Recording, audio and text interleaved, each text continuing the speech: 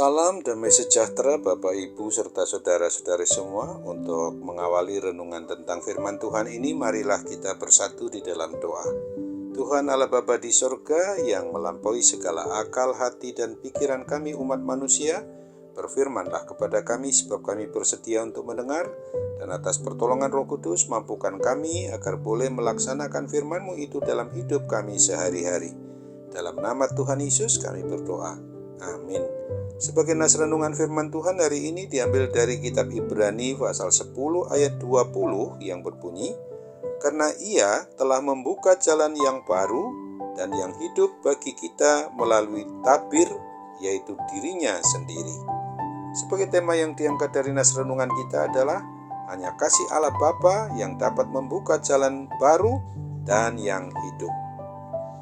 Tuhan Allah Sang Pemilik atas diri kita ciptaannya itu sendirilah yang telah berinisiasi untuk memulihkan kembali hubungan antara kita dengan Sang Pemelihara kita lewat ibadah penyembahan umat manusia melalui keturunan Abraham, bapa orang beriman itu. Janji Tuhan kepada Abraham adalah di mana semua kaum di muka bumi akan mendapat berkat olehnya. Berkat keselamatan yang dimaksud oleh Tuhan bukanlah berkat material tetapi relasional, di mana umat manusia dapat kembali berhubungan dengan baik dengan Sang Pencipta, Pemelihara, dan Sang Pemilik atas hidup dan mati umatnya itu.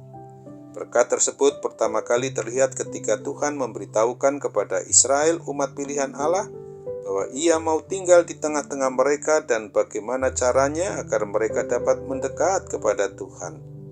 Seluruh umat manusia yang berdosa memerlukan perantara yang dinyatakan Allah di dalam Yesus Kristus sebagai imam besar di atas segala imam-imam besar yang mengorbankan dirinya sendiri untuk menggantikan hukuman akibat dosa-dosa yang diperbuat oleh umat manusia.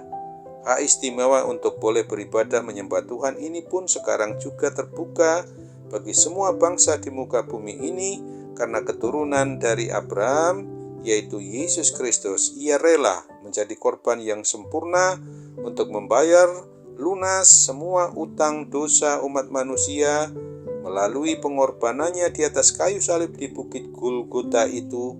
Ia menjadi perantara yang sempurna bagi umat manusia berdosa dengan Allah Bapanya, sehingga setiap orang yang beriman percaya dalam namanya diberi kuasa untuk menjadi anak-anak Allah.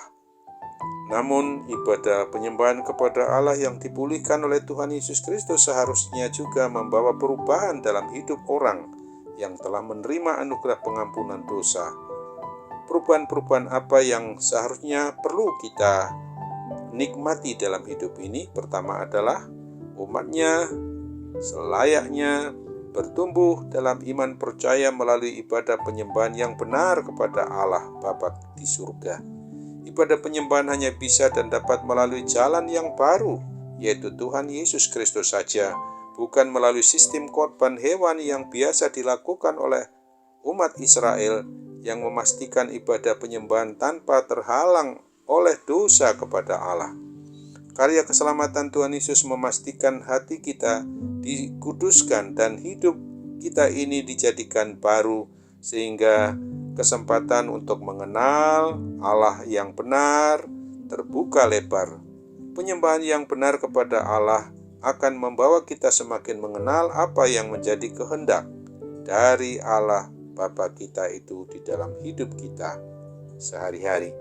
Kedua, bertekun dalam iman percaya kita kepada Tuhan adalah berpengharapan kepada Dia, kepada Tuhan Yesus Kristus. Pengenalan kepada Allah dalam Tuhan Yesus akan membawa kita untuk boleh mengenal Dia dan tidak akan pernah gagal, sehingga kita mengalami hal yang memang dapat memberi sukacita di dalam kehidupan sehari-hari.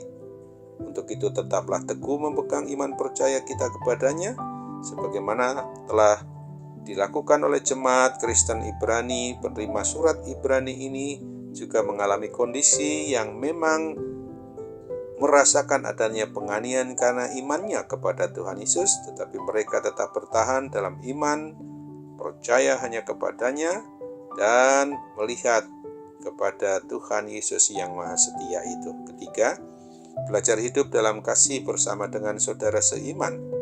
Orang yang mengaku beriman percaya kepada Kristus juga harus menunjukkan kasih dalam kehidupan sehari-hari, terutama ketika sedang menghadapi adanya penganiayaan, penyiksaan karena iman percaya kita kepada Kristus. Sebagai umat Kristen, umat yang beriman percaya kepada Kristus yang berasal dari keturunan umat Israel atau keturunan orang Ibrani juga terus menunjukkan perhatian kepada sesama saudara seiman yang menderita itu. Kebersamaan saudara seiman tersebut dapat terjalin dalam persekutuan untuk memuji, menyembah, memuliakan Tuhan Yesus, untuk saling menguatkan di antara mereka. Kebersamaan itu semua juga dapat merupakan anugerah yang dapat dinikmati oleh umat Kristen, orang yang beriman percaya kepada Kristus sepanjang zaman, dan kita harus sungguh-sungguh hanya Dialah yang dapat mendirikan gerejanya, yaitu orang yang benar-benar hidup beralaskan kepada iman percayanya itu hanya kepada Kristus sebagai Tuhan, Raja, dan Kepala atas umatnya. Amin. Mari kita kembali bersatu di dalam doa.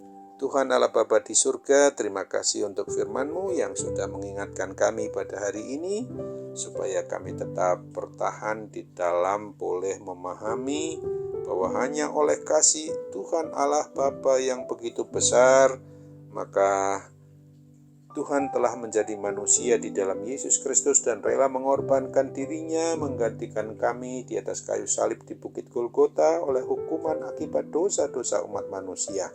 Tuhan telah menggenapi akan perintah-Mu sendiri yang dinyatakan dalam hukum Taurat, yang kini harus menjadi petunjuk hidup kami dalam melaksanakan hidup sehari-hari. Hanya di dalam dan melalui Tuhan Yesus Kristus saja kami mau berdoa, kami mau bersyukur untuk penyertaan Tuhan yang pasti tidak akan pernah hilang dari kami. Amin.